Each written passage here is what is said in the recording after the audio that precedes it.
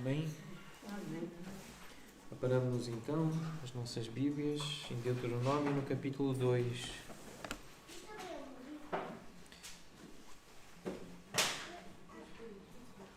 Vamos ler dos versículos 1 até ao 8. Deuteronômio 2, de 1 até ao 8. Com muita atenção, vamos acompanhar a leitura destes 8 versículos. Deuteronômio capítulo 2. Depois viramo-nos e seguimos para o deserto, o caminho do Mar Vermelho, como o Senhor me dissera. E muitos dias rodeamos a montanha de Seir. Então o Senhor me falou, dizendo: tendes já rodeado bastante esta montanha, virai-vos para o norte. Ordena ao povo, dizendo: passareis pelos limites de vossos irmãos, os filhos de Esaú, que habitam em Seir, e eles terão medo de vós, portanto guardai-vos bem. Não vos entremetais com eles, porque vos não darei da sua terra, nem ainda a pisada da planta de um pé. Pois a Esaú dei por possessão a montanha de Seir. Comprareis dele por dinheiro comida que comais, também água que bebais, comprareis por dinheiro. Pois o Senhor teu Deus te abençoou em toda a obra das tuas mãos. Ele sabe que andas por este grande deserto estes 40 anos. O Senhor teu Deus esteve contigo, coisa nenhuma te faltou. Passamos, pois, flanqueando assim nossos irmãos, os filhos de Esaú, que habitavam em Seir, como o caminho da Arabá, de Elat e de Ezion-Geber. Viramo-nos e seguimos o caminho do deserto de Moab. Nós já oramos, já pedimos que o Senhor falasse conosco e temos diante de nós a palavra do Senhor, que falou de uma forma muito poderosa nos dias de Moisés, nos dias de Josué, neste tempo em que Israel saiu do Egito e dirigia-se à terra prometida. E nós temos lido o Velho Testamento sabendo da importância que tem o Antigo Testamento para entendermos o Novo Testamento e a aliança que foi feita no sangue de Jesus. A importância do Antigo Testamento para a Igreja tem sido frisada, tem sido lembrada ao longo das semanas. Já estamos algum tempo a estudar o livro de Ageu, alguns salmos. Agora estamos no livro de Deuteronômio e nós sabemos que o Antigo Testamento tem realmente lições muito preciosas para os crentes, para o Novo Testamento, para a Igreja. E voltamos ao capítulo 10 de 1 Coríntios para lembrar isto, que Paulo não queria que os irmãos desconhecessem as histórias, levar-nos a uma reflexão importante.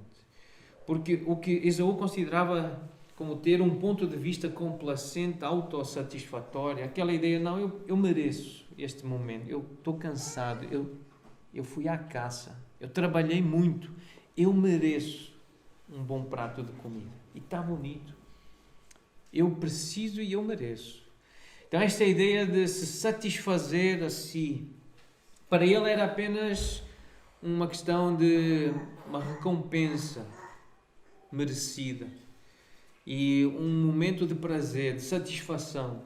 Mas a Bíblia chama a esse momento de impureza e de profanação. Em Hebreus capítulo 12, versículo 16. Um devasso e um profano, um impuro. A atitude de viver como se não existisse vida eterna nem valores absolutos. Ele não quis saber dessa questão da primogenitura, das heranças do povo de Deus.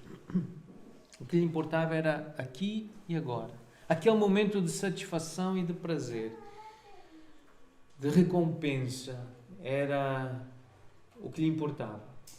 Então isso de vida eterna e primogenitura, herança espiritual, não, isso não quero saber. Para ele, para Esaú, não houve oportunidade de arrependimento.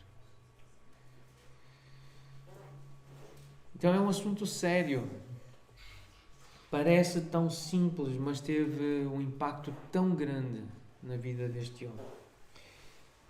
Contudo, e aqui que entra também mais uma vez o caráter do nosso Deus, mesmo tendo ele sido impuro e profano, tendo vendido o seu direito de primogenitura por um repasto, Deus deu-lhe uma herança. Deu-lhe uma terra, um espaço que era dele, e por isso Deus diz a Israel: não vos intermetais com eles, porque vos não darei da sua terra, nem ainda a pisada da planta de um pé, pois a Esaú eu dei por possessão a montanha de Seir. Foi o Senhor que deu. O Senhor está a dizer: eu dei a Esaú. Aquela terra é dele.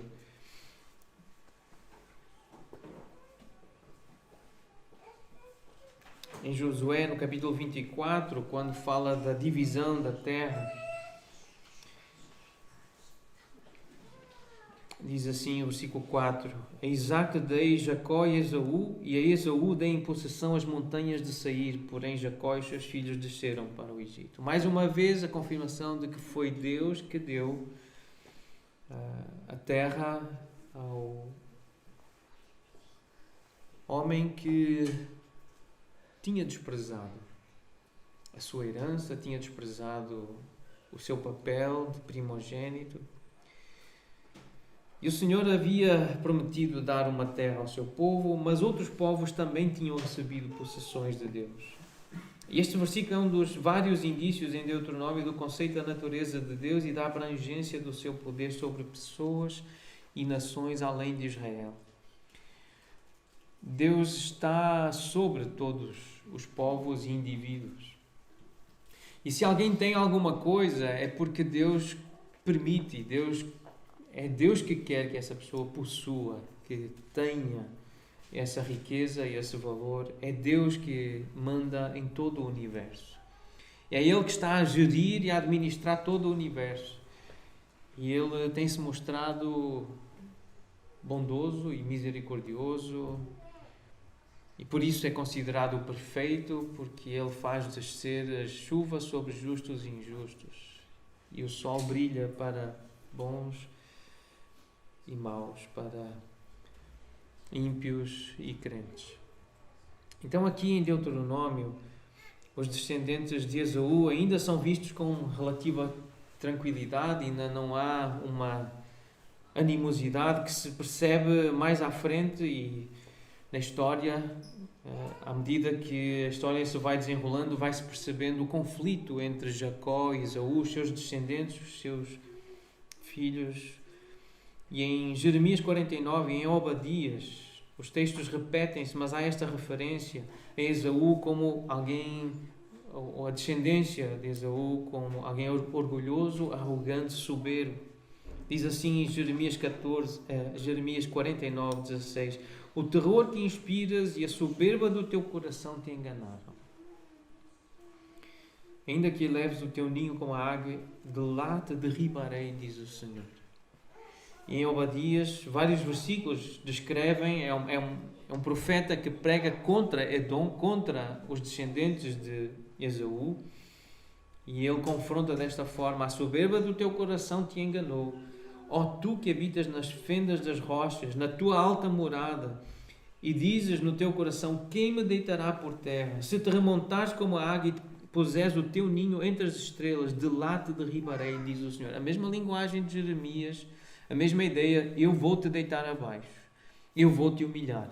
Porquê? Por causa da tua soberba, da tua arrogância, por causa do teu orgulho. Mais à frente, no versículo 12, explica essa soberba, essa arrogância, esse orgulho. Tu não devias ter olhado com prazer para o dia do teu irmão, referindo-se a Israel, quando Deus castigou Israel.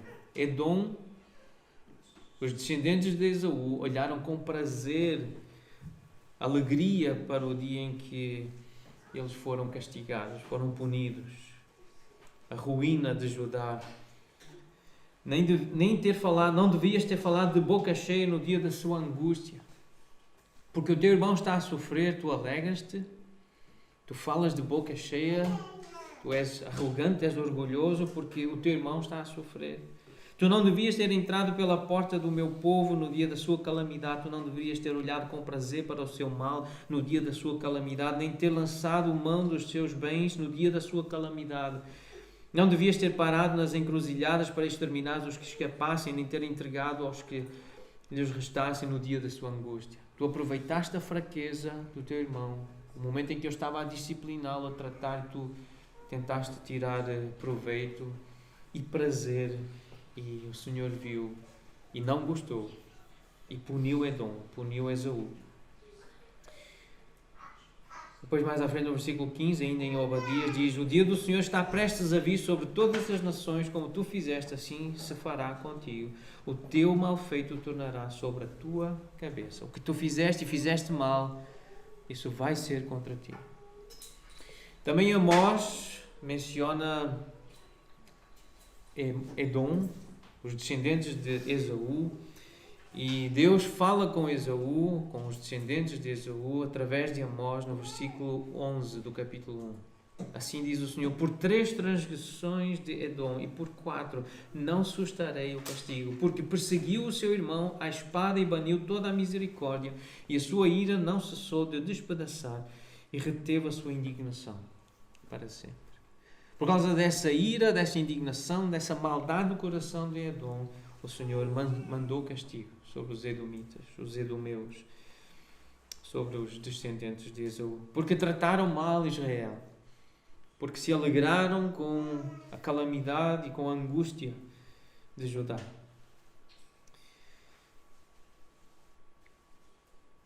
Cuidado então com o nosso coração. Quando vemos os nossos irmãos a serem cuidados, tratados, disciplinados pelo Senhor, guardemos o nosso coração. Por causa da tensão evocada pelo medo entre os descendentes de Esaú e os israelitas, o povo teria de agir com cautela. Há aqui uma menção a medo. Aquelas nações que estavam à volta de Israel, estavam a observar Israel, diz o Senhor, eles vão começar a ter medo. Portanto, guardai-vos bem. Mais à frente, no capítulo 2 de Deuteronômio, no versículo 25, diz: hoje começarei a meter o terror e o medo de ti aos povos que estão debaixo de todo o céu. Os que ouvirem a tua fama tremerão diante de ti e se angustiarão. As nações à volta de Israel haveriam de sentir medo por verem a forma como Deus estava a abençoar esta nação. Este medo já havia sido antecipado, profetizado, cantado por Moisés em Êxodo no capítulo 15, onde se lê: os príncipes de Edom se perturbam, dos poderosos de Moabe se apodera temor. Então, antes mesmo de começar a surgir, a aparecer esses sinais de medo, já estava a ser anunciado e predito e cantado por Moisés no capítulo 15, aquele cântico do mar, o cântico do Êxodo. Sobre eles cai espanto e pavor, diz o versículo 16, pela grandeza do teu braço emudecem como pedra, até que passe o teu povo, ó Senhor, até que passe o povo que adquiriste. Já tinha acontecido algo semelhante em Gênesis, outros exemplos nas Escrituras em que as nações à volta sentiram medo dos israelitas ou dos descendentes de Abraão. Capítulo 35 de Gênesis, quando Jacó estava em trânsito, estava em caminho a estabelecer-se, diz que o terror de Deus invadiu as cidades que lhes eram circunvizinhas e não perseguiram os filhos de Jacó. Porque Deus infundiu um medo, um terror nas nações que observavam a forma como Jacó ia sendo abençoado por Deus. Também em Êxodo 1, apesar da expressão medo ou terror não aparecer, nós percebemos por outros textos que o que estava a acontecer no coração daquele novo faraó, daquele novo rei do Egito, era algo muito semelhante ao medo, porque ele não conhecia José, não conhecia a história de José, ou pelo menos não valorizou, e então ele diz ao povo egípcio: Eis que o povo dos filhos de Israel é mais numeroso e mais forte do que nós. Eia, usemos de astúcia para com ele, para que não se multiplique e seja o caso de que, vindo a guerra, ele se ajunte com os nossos inimigos, peleje contra nós e saia da terra. Ao olhar para um outro exemplo de um rei que teve medo de Israel, nós percebemos a relação com esta história do Êxodo. Em Números 22, no versículo 3, diz que Moabe teve grande medo de Israel, porque era um povo grande, era muito numeroso. E estava angustiado por causa dos filhos de Israel. A história de Balaque e Balaão tem a ver com o medo que o rei de Moabe, Balaque, sentiu, porque era um povo grande, era um povo numeroso. E por isso queriam destruir o povo. Em Josué capítulo 2, a história de Raabe e dos espias, lá em Jericó, Raabe conta a história aos espias. Ela diz: nós temos ouvido que o Senhor secou as águas do Mar Vermelho diante de vós quando saís do Egito, e também o que fizeste aos 2 reis dos amorreus, Seom e Og, que estavam além do Jordão, os quais destruíste. Ou seja, nós temos ouvido a vossa fama, o que Deus tem feito através de vocês. Ouvindo isto, conta Raabe acerca do seu povo, desmaiou-nos o coração. Esta expressão é a expressão para simbolizar essa ideia do medo, da falta de coragem. E em ninguém mais há ânimo algum por causa da vossa presença, porque o Senhor, vosso Deus, é Deus em cima nos céus e embaixo na terra. Versículo 23. Assim os 2 homens voltaram e desceram do monte e passaram e vieram a Josué, filho de Nun, e lhe contaram tudo quanto lhes acontecera. E disseram a Josué: certamente o Senhor nos deu toda esta terra nas nossas mãos, e todos os seus moradores estão desmaiados diante de nós. Estão com medo, estão sem coragem diante de nós. Uma outra história ainda no livro de Josué, no capítulo 9, aquele estratagema dos gibeonitas. Porquê que eles armaram essa estratégia de enganar Josué? É que se anunciou aos teus servos, explicam eles porquê que se fizeram passar por um povo distante e que tinham feito uma longa caminhada para chegar até ao povo de Israel. Diz: é que se anunciou como certo que o Senhor teu Deus ordenara a teu servo Moisés que vos desse toda esta terra e destruísse todos os moradores dela diante de vós. Por isso, sendo nós desta terra, tememos muito por nossa vida, por causa de vós, e fizemos assim. Então havia medo. Olhar para Israel provocava medo nas nações.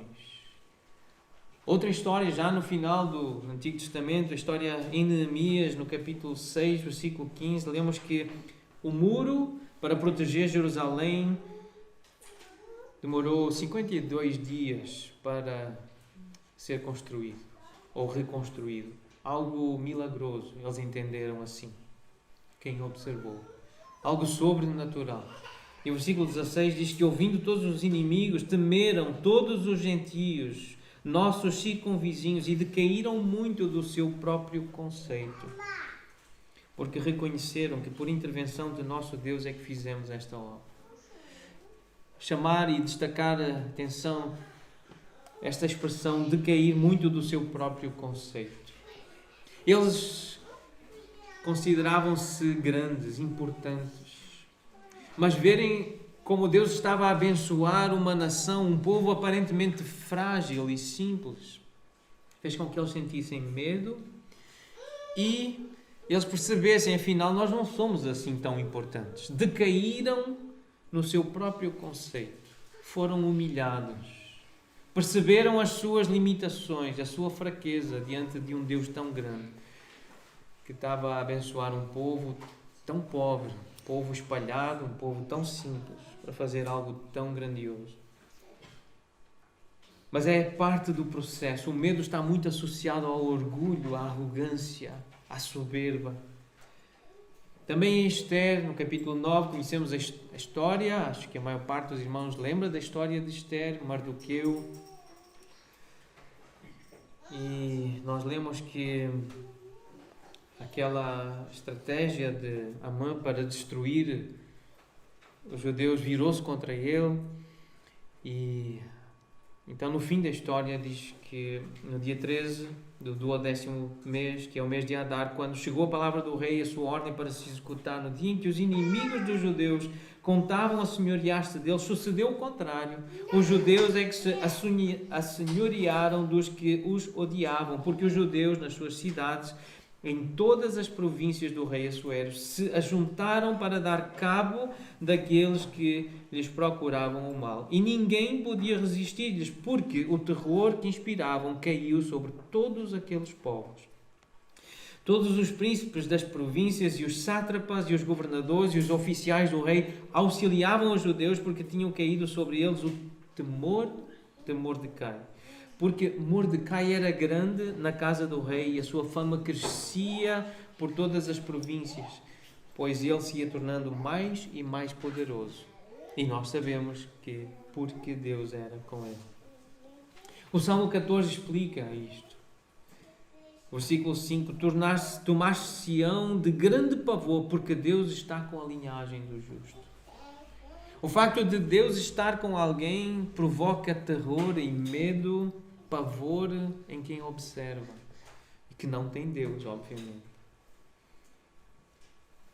E uma história no Novo Testamento, uma história na vida de Jesus, aquele episódio da expulsão dos demónios daquele endemoniado gadareno que foi para os porcos, ele que vivia nos túmulos. O versículo 15 diz que, indo ter com Jesus, viram um endemoniado, o que tivera a legião, assentado, vestido em perfeito juízo, e temeram. O facto de Jesus ter libertado e de ter tido autoridade sobre aqueles espíritos que ninguém dominava, que ninguém controlava, isso causou temor, causou medo, pavor em quem observava e quem conhecia a história.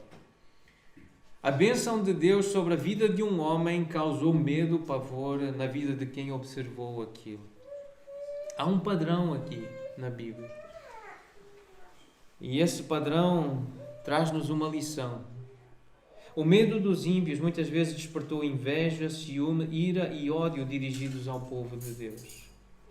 Se verdadeiramente crês em Jesus Cristo como teu Salvador, se és filho, se és uma filha de Deus, povo de Deus, não te admires se, por seres abençoado ou abençoada, fores maltratado ou maltratado. Aprendamos isto com a história de Israel, em Deuteronômio. Isto vai acontecer, isto está a acontecer. Não nos surpreendamos, porque isto acontece. É por isso que, voltando a Deuteronômio 2, versículo 4, tem esta recomendação ao povo: guardai-vos bem, porque eles vão ter medo.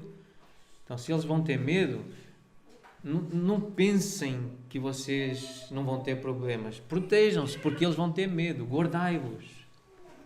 Estranho o conselho, mas é lógico. À luz de tudo o que estava a acontecer, do que tem acontecido, guardai-vos bem. E por isso que Judas diz aos crentes: ora, àquele que é poderoso para vos guardar. Referindo-se a Jesus Cristo, ele diz: a ele seja o louvor, a glória, a majestade, império e soberania. Assim termina a carta de Judas. Àquele que é poderoso para vos guardar de tropeços e para vos apresentar com exultação imaculados diante da sua glória, ao único Deus, nosso Salvador, mediante Jesus Cristo, Senhor nosso, glória, majestade, império e soberania, antes de todas as eras e agora e por todos os séculos. Amém. É assim que termina essa carta, com essa doxologia, essa expressão de louvor, de adoração, de glorificação do nosso Deus triuno. É Ele que nos pode guardar das nações, como guardou Israel, dos ímpios, como guardou Israel, dos incrédulos, dos inimigos da fé. É Deus que nos pode guardar. Portanto, guardai-vos bem significa escondei-vos em Cristo, entregai-vos a Cristo. Sejam dele, deixem que ele vos guarde. Entreguem-se a ele. Escondam-se nele. Versículos 5 a 7 agora. Deuteronômio 2, versículos 5 até ao 7. Não vos entremetais com eles, porque vos não darei da sua terra, nem ainda a pisada da planta de um pé, pois a Esaú dei por possessão a montanha de Seir. Comprareis dele por dinheiro comida que comais, também água que bebais comprareis por dinheiro. Pois o Senhor teu Deus te abençoou em toda a obra das tuas mãos. Ele sabe que andas por este grande deserto, estes 40 anos. O Senhor teu Deus esteve contigo, coisa nenhuma te faltou. Por isso comprareis dos vossos irmãos. Versículo 4 fala dos irmãos, são os filhos de Esaú, portanto, uma referência a Jacó, Israel. Os vossos irmãos, comprareis dos irmãos por dinheiro, comida que comais, também a água que bebais, comprareis por dinheiro. Trazer aqui um princípio do Novo Testamento acerca deste assunto. A ninguém fiqueis devendo coisa alguma, exceto o amor com que vos ameis uns aos outros, pois quem ama o próximo tem cumprido a lei. Trazer então um tema importante, um tema bíblico importante que está presente aqui neste versículo, nestes 2 versículos, principalmente aqui. Essa questão de pedir emprestado, essa questão de achar que os outros têm que pagar as nossas contas, ou que devem nos ajudar financeiramente, materialmente. Ao pedires emprestado, diz Howard Dayton no livro O Seu Dinheiro, faz parte do curso Crown ou Compass, esse ensino bíblico sobre o dinheiro. Ele diz assim: ao pedires emprestado, podes negar a Deus a oportunidade de te demonstrar o quanto Ele é real. O não quereres pagar tu com o teu trabalho, juntar, amealhar e pagar. O quereres que sejam outros a fazer, a pagar as tuas contas, as tuas necessidades. Podes estar a negar a Deus ao fazer isso, a oportunidade de Ele te demonstrar o quanto Ele é real, poderoso, o quanto Ele pode fazer. Porque o versículo 7 diz: o Senhor teu Deus, Ele te abençoou em toda a obra das tuas mãos. A razão porque tu deves pagar, comprar a comida, comprar a água, é porque Deus tem te abençoado. O Senhor abençoou a obra das tuas mãos. E há aqui um princípio também bíblico nas Escrituras, não apenas no Velho Testamento, também no Novo Testamento, mas principalmente no livro de Eclesiastes. Este destaque que a sabedoria bíblica dá à importância do trabalho.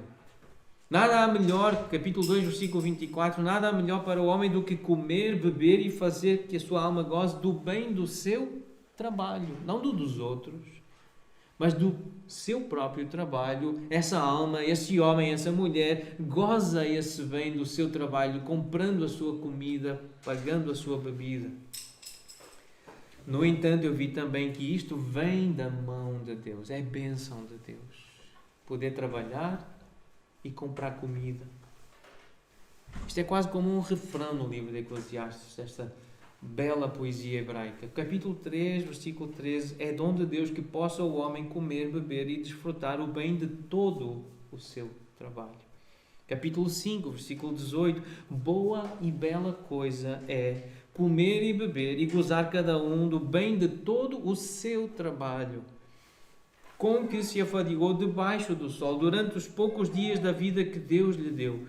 Versículo 19. Quanto ao homem a quem Deus conferiu riquezas e bens e lhe deu poder para deles comer e receber a sua porção e gozar do seu trabalho, isto é dom de Deus, é bênção. É por isso que o versículo 7 diz: o Senhor teu Deus te abençoou em toda a obra das tuas mãos. Poder comprar por dinheiro comida para comer e água para beber é dom de Deus, é ser abençoado por Deus. Ainda no capítulo 8, versículo 15 de Eclesiastes, Então exaltei eu a alegria, porquanto para o homem nenhuma coisa há melhor debaixo do sol do que comer, beber e alegrar-se, pois isso o acompanhará no seu trabalho nos dias da vida que Deus lhe dá debaixo do sol. Associado com o trabalho, diz Deus que Ele dá o pão e dá a água, dá a comida. Ele mata a sede. E é por isso então que no Novo Testamento nós lemos a aplicação desta sabedoria de forma bem prática no capítulo 4 de Efésios. Efésios 4, 28, lemos assim: aquele que furtava não furte mais.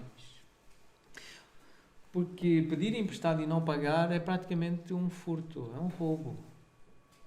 Dizer que vai pagar e não paga, pegar algo emprestado e não devolver, é uma forma de roubar, de enganar. Aquele que furtava não furte mais, antes trabalhe fazendo com as próprias mãos o que é bom, para que tenha com que acudir ao necessitado. O objetivo do crente, da pessoa sábia, do justo, é ter com que acudir ao necessitado, é fazer o bem, é dar. É comprar por dinheiro, porque Deus abençoa, não vai pedir emprestado, não vai roubar, compra por dinheiro. Segundo aos Tessalonicenses, no capítulo 3, lemos assim no versículo 7: todos vós mesmos estáis cientes do modo que vos convém imitar-nos, nós apóstolos, enviados por Jesus Cristo, suas testemunhas e seus discípulos e seguidores, visto que nunca nos portamos desordenadamente entre vós, nem jamais comemos pão à custa de outrem, pelo contrário, em labor e fadiga, de noite e de dia, trabalhamos, a fim de não sermos pesados a nenhum de vós. Então, um crente que segue, que imita Jesus Cristo, ele trabalha para não ser um peso para ninguém. Ele não quer ser um peso para ninguém. Ele quer produzir, ele quer ser útil, ele quer ser generoso, ele quer acudir ao necessitado, ele quer ser uma bênção, porque é abençoado. Esperar receber ajuda dos pais, dos progenitores, é algo natural. Esperar, uma expectativa. Esperar receber uma herança, uma ajuda financeira, um auxílio financeiro dos pais é natural. Porquê que é natural? É isso, até a própria Bíblia diz, o argumento de Paulo em 2 Coríntios 12 diz: não devem os filhos entesourar para os pais, mas os pais para os filhos. São os pais que juntam riquezas para dar aos filhos. Isso é natural, é divino, é bíblico. Mas esperar, e neste esperar tem aqui a força de exigir. Parece que é uma obrigação. Este esperar, a ênfase é de quase demandar e forçar que os irmãos ajudem.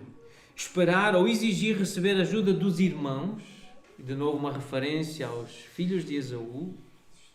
Temos os filhos de Jacó, os filhos de Israel, o povo abençoado. Exigir que os de Esaú, porque são irmãos, os ajudem, lhes dando comida ou água. Ou, vamos alargar aqui, que tios, primos, amigos, colegas, vizinhos. Ou exigir ajuda dos filhos, os descendentes. Isso não é normal. Não é natural, não é sábio, nem é piedoso. Não está certo. Exigir que os outros paguem as nossas contas, comprem as nossas coisas. Não está certo.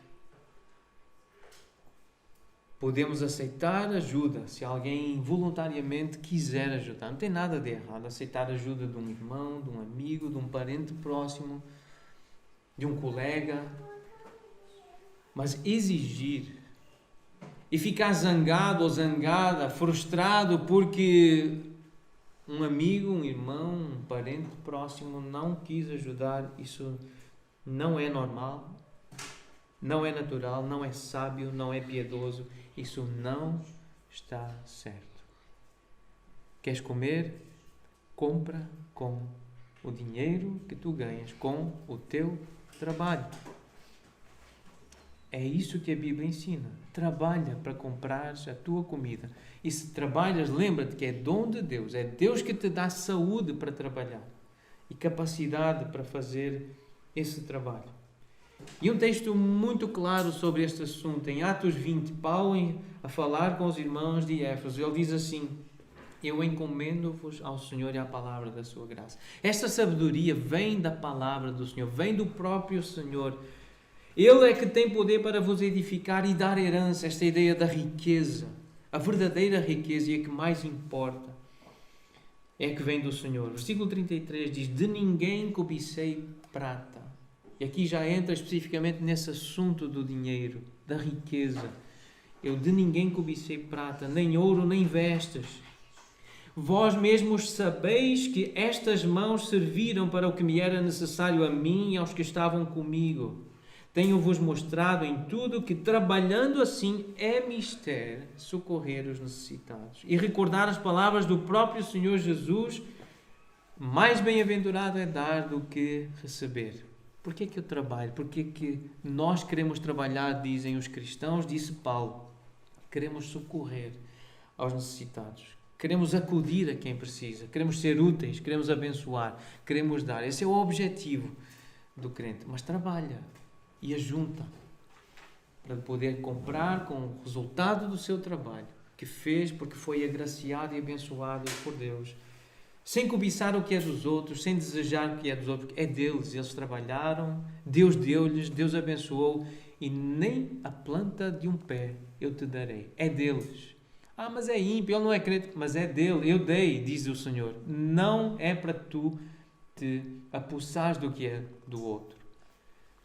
Tu usas os dons que eu te dou, diz o Senhor, para trabalhar com as tuas mãos, não seres pesado a ninguém, e vais comprar a tua comida, a tua água, porque és abençoado. Este é o princípio bíblico, esta lição precisa ser entendida. O irmão Davi, a irmã Carol Sue, no seu livro Construindo um Lar Cristão, estabelecendo alicerces, eles dizem assim no capítulo que vamos ler hoje, se Deus permitir, no nosso encontro de lar cristão. Cobiça e inveja causam guerras, contendas, zangas, ódios, frustração, descontentamento, egoísmo e distância de Deus. No mundo e nas nossas famílias isto é claro hoje. No mundo, e conheço algumas histórias aqui, sei que nas nossas famílias, hoje há inúmeros exemplos dos resultados da cobiça. Guerras, crime, litígio, opressão, corrupção e muito mais. O remédio bíblico é uma vida dependente de Deus, contente com aquilo que se tem, sem amor ao dinheiro, rica em boas obras e generosidade.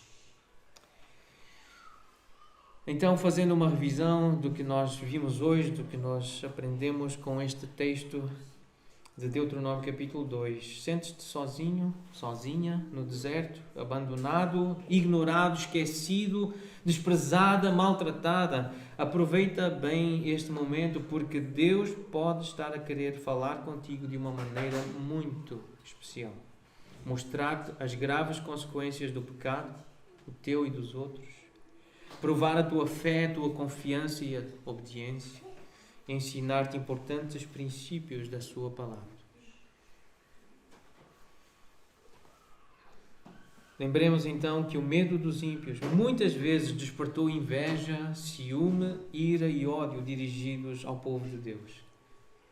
Se verdadeiramente crês em Jesus Cristo como teu Salvador, se és filho, se és uma filha de Deus, se és povo de Deus, não te admires se por seres abençoado, por seres abençoada, fores maltratado ou maltratado. Sentes cobiça e inveja? Espera em Deus e contenta-te com aquilo que tens. Não amas o dinheiro, faz o bem. Seja generoso, seja generosa. De facto, a grande fonte de lucro é a piedade com o contentamento.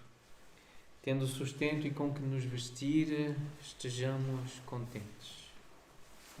Que a nossa vida seja sem avareza, diz o autor aos Hebreus, no capítulo 13. Contentai-vos com as coisas que tendes, porque Ele tem dito, de maneira alguma te deixarei, nunca jamais te abandonarei. Que o amor de nosso Deus e Pai continue conosco.